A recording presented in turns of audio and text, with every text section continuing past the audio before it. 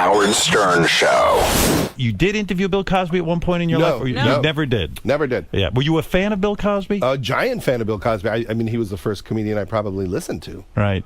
Yeah, it's shocking, right? It's a crazy situation. I think it's Shakespearean. I think it's the weirdest, darkest thing that's ever happened in show business. Yeah. And one of the darkest parts of it is that no one really talks about it or wants to talk about it. Why? Because if it wasn't Cosby, like say it's like one of these guys who escaped from jail and then this week raped 40 people. Right. We would be concerned. Right. But Cosby's just kind of hanging around, talking to kids. And, Still doing stand-up. And still lecturing people about how they should live their lives and still everything giving else. advice about how to deal with your children. Yeah. And so it's really bizarre, and I'm not really sure why people can't tune into it, because I only talk about it because no one is talking about it. Right. And also I know, I know enough of some of the victims and have a connection to it where I know it's true. Right.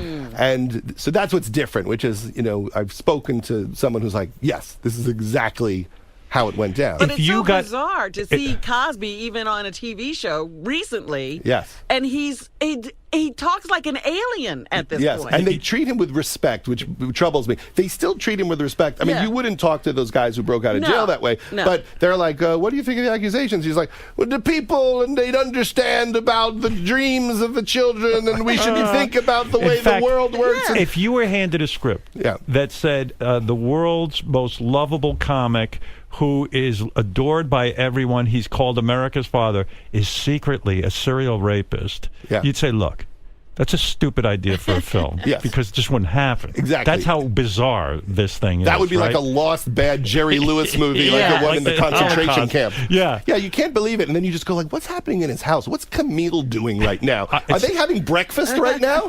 This would be the greatest documentary of all time, no? Yeah. I mean, just knowing what Camille's... A documentary on Camille, never mind Cosby. And what happens to all the people who were kind of around it a little bit? Yeah. I mean, I think a lot of people just knew he was a really bad guy. People didn't think it was this. Right. They just thought, oh, this is a bad dude. They didn't think it was a violent criminal bad dude. Right. And, but, there's all sorts of racial reasons. I mean, he represents such great triumph that people don't want to tear him down. They don't want to believe it. But he shouldn't be I think it's important to tear him down because there are better people to look up to. And if you don't stand up for the women, if you don't say, I believe you, and this should never happen again, women will not speak up and say they've been attacked. Right. I mean, so when you don't give him a hard time, you're disrespecting all the victims. We should applaud the women who stand up and do this. Who wants to go on CNN when you're 70 years old and say, I got raped by Bill Cosby? Right. That's not fun. No one's getting rich off of it. Right, and there's no lawsuit involved or anything. They just want to say, listen, something horrible happened, and if I don't get it off my chest, I don't think I can live with myself. 35 women have come forward. And if you watch the videos, if you really take the time, they're devastating. Yeah. I mean, did you see that picture that Janice Dickinson has of Cosby? Yes. From that night with him in that crazy bathrobe? Yes. Yeah. I mean, it's really disturbing stuff. So I don't know if there's anything that you can do at this point. He's very old. He's getting sued. He'll probably get out of it. Right. And he's like one of those guys that basically will get away with it. Yeah. But we shouldn't pay money to see him do stand-up. Right. And I think the only reason why he does stand-up is so he doesn't have to go home to Camille.